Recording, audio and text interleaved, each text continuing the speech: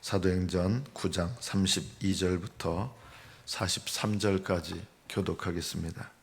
사도행전 9장 32절부터 43절 32절부터 교독합니다. 그때 베드로가 사방으로 두루 다니다가 루다에 사는 성도들에게도 내려갔더니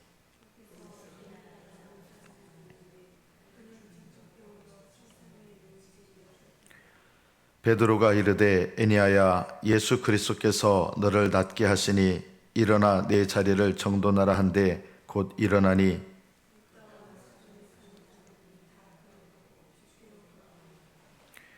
욥바에 다비다라 하는 여 제자가 있으니 그 이름을 번역하면 도르가라.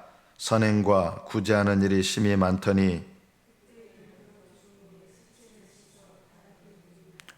루다가 욥바에서 가까운지라 제자들이 베드로가 거기 있음을 듣고 두 사람을 보내어 지체 말고 와달라고 간청하여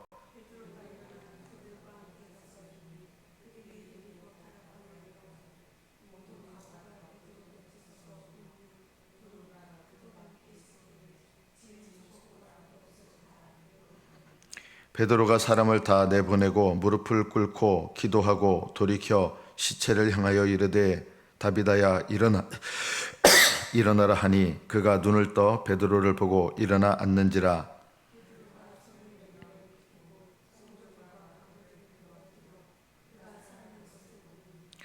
온 욥바 사람이 알고 많은 사람이 주를 믿더라.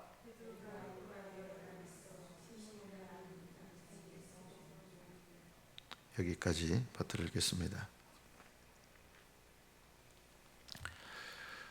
우리 교단은 아니지만 엊그제 우리나라에서 가장 보수적이고 또 가장 큰 교단이라고 할 수 있는 합동 측 대한예수교 합동 측 교단에서 정동수 목사라는 분을 이단으로 규정을 했습니다. 저는 그분의 설교를 여러 편 들었습니다. 동의하는 부분도 많고 상당히 올바른 생각을 갖는 부분도 많다 이렇게 느낀 바가 있습니다. 많은 부분에 있어서 올바른 생각을 갖고 있습니다. 그러나 정말 중요한 부분에 있어서 제가 두 가지를 이렇게 느끼게 된 것이 있는데, 하나는 이 성경에 대한 잘못된 입장 때문에 그분이 상당히 교만하다는 것입니다. 그리고 또 하나 제가 이렇게 느낀 것은 그분은 자신의 죄를 돌아보며 깨닫고 회개하는 것보다 남의 죄를 돌아보고 깨닫는 것이 더 강하다. 저는 합동 측 교단의 그 이단 정죄의 결론에 대해서 저는 어떻게 생각하냐면 저는 옳다라고 생각합니다. 근데 제가 그걸 보고 누구를 비난하고 이런 마음을 갖는 게 아니라 제가 무엇을 생각하는 거냐면 합동 측 교단이 그분을 이제 이단 정죄를 한 것은 옳은데, 그러면 다른 사람의 죄에 대해서 옳은 판단을 내렸다는 것이 그러면 내가 옳다는 증거인가? 그것은 아닌 것이죠. 제가 합동 측 교단이 뭐 잘못됐다 이걸 말하려는 게 아니에요. 다른 사람에 대해서 올바른 어떤 입장을 갖는다고 해서 그게 내 신앙이 바르다는 증거는 결코 아닙니다.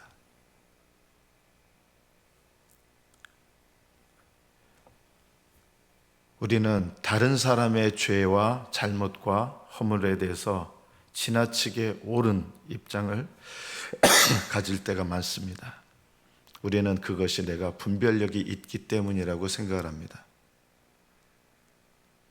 그러나 그것은 그냥 옳은 것이지 참된 분별력은 아닙니다. 그럼 참된 분별력은 뭘까요? 이것은 저와 여러분들이 다 기억하셔야 될 일입니다. 참된 분별력은 뭐냐? 하나님 앞에서 내 죄를 깨닫고 돌이킬 줄 아는 것이 진정한 분별력입니다. 이것이 없다면 다른 사람을 향해서 옳은 것도 의미가 없습니다. 이것이 제일 어려운 일입니다. 그리고 이것이야말로 참 신앙생활의 시작입니다.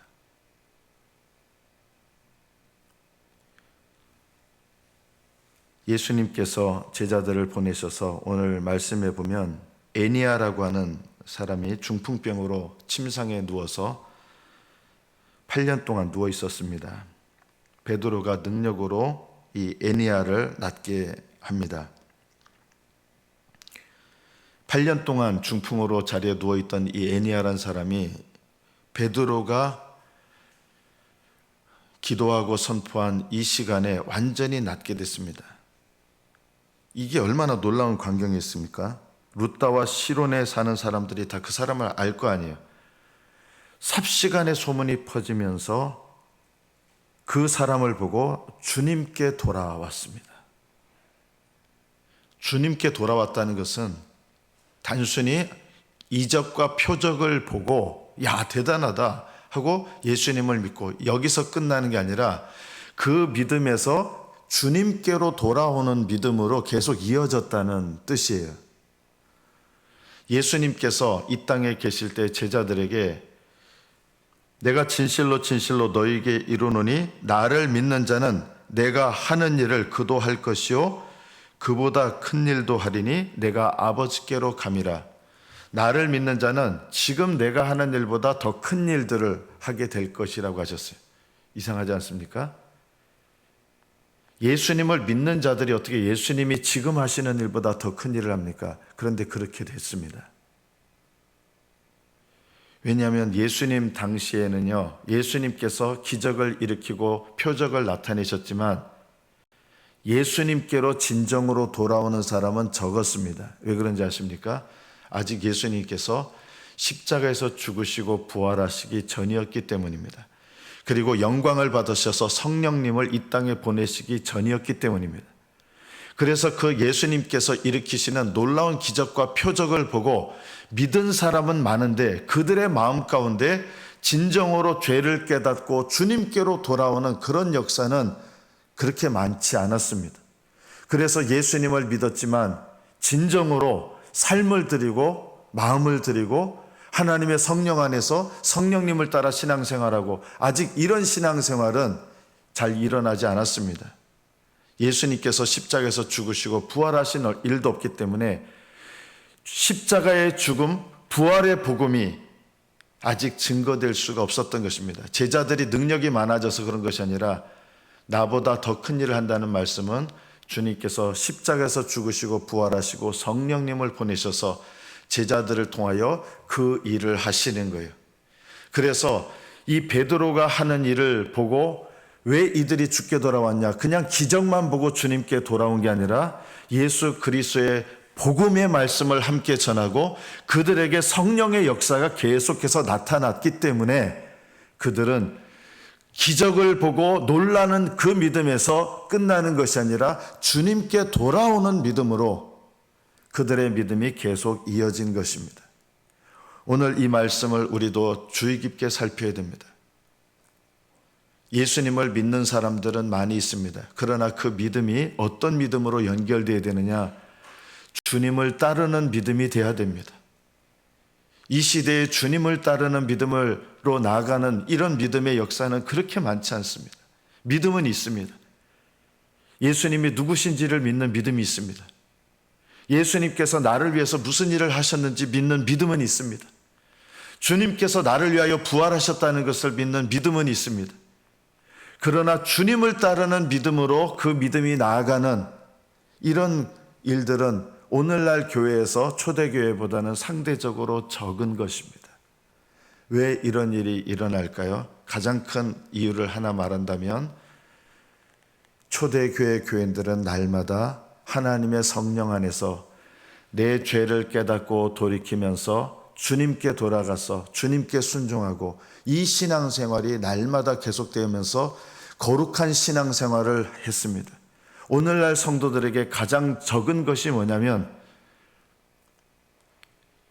깨닫게 하시는 말씀이 부족합니다. 뭘 깨닫게 하시는 말씀이 부족해요? 내 죄를 깨닫게 하시는 말씀이 부족한 시대예요. 제가 어제 제 아내하고 이제 차를 타고 이제 복음성가를 이렇게 듣게 되는데 제가 이런 얘기를 했습니다. 좀 판단할 만한 믿음은 아니지만 이런 얘기를 했습니다. 오늘날의 복음성가를 보면 다 대부분이 하나님 나 위로해 주세요, 나 지켜 주세요, 나를, 이 내용을 보면 하나님이 나를 위해서 존재하는 내용이에요. 다 하나님이 날 위해서 계시는 분이. 제가 그 찬양을 듣다가 이런 얘기를 했습니다. 예수님께서 십자가로 우리의 죄를 용서해 주신 것만으로도 우리는 우리 삶 속에서 어떤 일을 겪어도 감사할 이유가 있는데, 우리는 하나님께 감사하기보다는 이거 해주세요, 저거 해주세요, 끊임없이 왜 내 말을 안 들어주세요, 왜 나를 안 지켜주세요, 원망하는 마음들이 너무 많은 거예요. 투정 부리는 게 너무 많아요. 초대교회 교인들은 신앙생활을 보면 오히려 예수님을 믿어서 수많은 것을 잃어야 됐습니다. 예수 믿고 잘 살게 된 사람 한 명도 없습니다. 초대교회는요. 다 예수 믿고 재산 잃은 사람이 대부분이고, 목숨 잃은 사람이 대부분이고, 감옥 간 사람이 대부분이고 그랬어요. 그런데요, 초대교회 교인들은요, 원망하거나 불평하시는 분들이 사실은 그렇게 별로 없었어요. 왜 그런지 아십니까? 예수님의 십자가의 은혜로 모든 죄를 용서받았다는 것만으로도, 심지어 그 예수님을 믿는 믿음 때문에 우리가 모든 것을 잃어버리고 모든 고난을 당해도 우리는 감사할 것밖에 없는 사람들입니다. 이런 믿음이 바로 예수님께 돌아오는 믿음 아니겠습니까?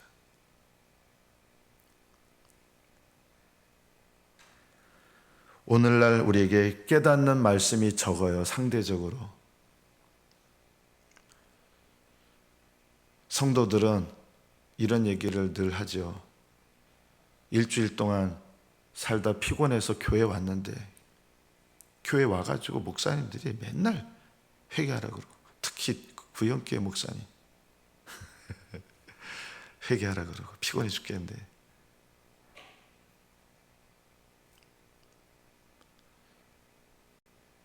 그러나 하나님의 관점에서 보면 교회에서 우리가 들어야 될 가장 중요한 말씀은 축복의 말씀이 아니에요.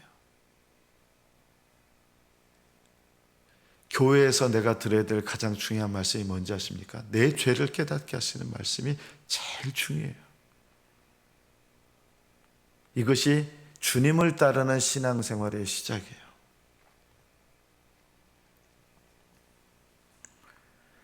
제가 어제 오늘이네요. 오늘 새벽 1시쯤 깨어서 잠이 안 왔습니다. 우리 교회를 생각하면서 잠이 안 왔습니다. 하나님께 죄송하기도 하고, 하나님, 아무 열매가 없는 것 같습니다. 너무 하나님께 죄송합니다. 너무 열매가 없는 것 같습니다. 이게 다 제 잘못입니다. 이런 마음으로 계속 잠들 수가 없었습니다. 또 교회 오니까 또 2층에서 수도가 터져가지고 여기저기 찾아다니고 한 1시간 동안 보니까 밸브 잠궈야 되는데 찾다 보니까 도저히 안 되겠어요. 밸브를 잠궈야 되겠다. 계량기를 찾는데 제가 어디 있는지 잘 몰랐어요. 사실은 이 검은 천으로 덮여 있어서 그 밑에 있는 거 모르고 온데 또 돌아다니고 한 1시간 동안, 오늘 새벽에 1시간 돌아다니고, 또 물 새는 거 억지로 소리가 너무 심해서 동요 메고 또 딴 거 찾아가지고 한 1시간 반 걸렸던 것 같습니다. 오늘 새벽에. 그러면서 예전 같았으면 이제 좀 짜증이 나고 했을 텐데, 사실은 짜증스러운 마음은 하나도 들지 않았습니다. 오히려 이제 이런 일들을 통해서 하나님께서 나에게 뭘 깨닫게 하시려는 걸까, 이런 생각을 하면서, 왜 하나님께서 내가 하는 이 사역에 이렇게 왜 열매가 없었을까? 하나님께서 그 답은 알려주셨습니다. 사실은요. 그 답이 뭐냐? 하나님께서 우리 각자에게 원하시는 답이 이겁니다. 참된 신앙생활의 시작은 하나님 앞에서 내 죄를 깨닫고 거기서 돌이켜 하나님께로 나아가는 데서부터 주님을 따르는 신앙생활의 시작이라는 것입니다. 그런데 어디에 서야 되느냐?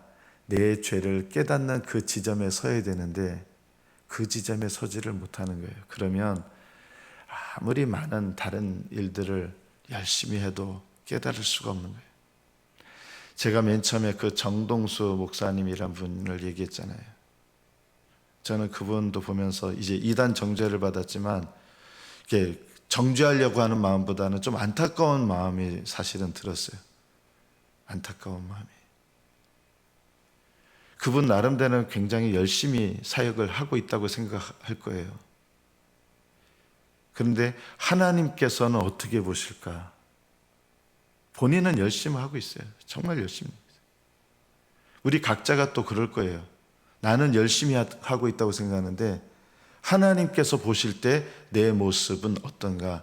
자괴감을 가지고 정죄감을 가지라는 뜻이 아닙니다. 우리의 신앙생활의 시작은 항상 다른 사람 문제가 아니라 나의 죄를, 그리고 100% 죄인인 내 죄의 모습을 하나님 앞에 정직하고 진실하게 깨닫는 데서부터 하나님을 향한 나의 신앙생활이 올바르게 시작되는 것입니다. 이것이 없으면 여러분의 수많은 봉사도, 성경 지식도, 심지어 여러분의 많은 기도도 의미가 없습니다. 여러분, 오늘 말씀해 보면 이 도르가라고 하는 분이 정말 이분은 믿음으로 어려운 사람들을 위해서 늘 옷을 지어줬던 것 같아요. 이분이 죽게 됐는데 사람들이 몰려와가지고 막 울면서 이 도르가가 자기들을 위하여 지어준 옷, 그것을 들고 와가지고 막 우는 거예요. 그리고 이제 베드로에 의해서 하나님께서 이 도르가를 다시 살리는 거예요. 다시 살아났다고 해서 그 죽으면은 그런 저주받은 거 그건 아니에요. 도르가가 해야 될 일이 더 있기 때문에 베드로를 통해서 하나님 살리셨고, 도르가를 통해서 하나님께서 더 하실 일이 있으셨겠죠. 그런데 이 도르가가 했던 일을 우리가 살펴볼 필요가 있습니다. 이 도르가는 수많은 사람들을 위해서 열심을 냈는데 어떤 특징이 있는지 아십니까? 결코 자랑하는 마음이 없어요. 이 도르가가 가난한 영혼들, 가난한 사람들을 위해서 수없이 애를 써서 옷을 직접 지어줬는데 그 일들 수많은 사람들에게 덕을 끼치면서 도르가는 자기를 드러내거나 나타내거나 자랑하지 않았습니다. 하나님께서는 이 도르가의 섬김과 순종을 기쁘게 받으신 것입니다. 여러분의 입으로 여러분의 수고와 여러분의 노력과 여러분의 열심을 다른 사람에게 결코 말하지 마십시오. 내 기도 생활 말하지 마십시오. 나타내지도 마십시오. 내가 얼마나 섬겼는지 말하지 마십시오. 다른 사람이 나에 대해서 이렇게 칭찬하는 것은 괜찮습니다. 물론 칭찬을 들으면서도 도르가는 아닙니다 라고 진심으로 했을 거예요. 뻐기지도 않습니다. 이런 순종과 이런 헌신이 하나님 앞에 내가 죄인된 나를 구원하신 그 은혜 속에서, 거기에서 참된 섬김이 나오고, 거기에서 참된 중보기도가 나오고, 거기에서 다른 사람을 말씀으로 섬기는 진정한 사역이 나오는 것입니다. 내 신앙생활의 출발점은 아침마다 우리가 이것을 기억하셔야 됩니다. 100% 죄인인 하나님 앞에서 내 모습, 다만 하나님의 은혜 때문에 살아가고 있는 내 모습을 아침마다 깨달으면서 그것 때문에 자괴감을 갖는 게 아니죠. 감사하죠. 또 자랑할 것이 없죠. 100% 죄인인 나를, 새 날을 주셔서 하나님과 동행할 수 있는 나를 내게 주신 것입니다.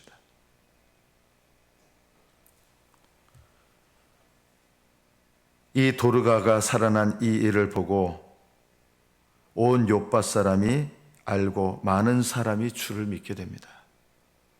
하나님은 이 도르가를 통해서 헌신도 받으셨을 뿐 아니라 도르가가 다시 살아난 이 일을 통해서 수많은 사람을 살리는 아름다운 재료가 되도록, 그 인생이 아름다운 재료가 되도록 하셨습니다.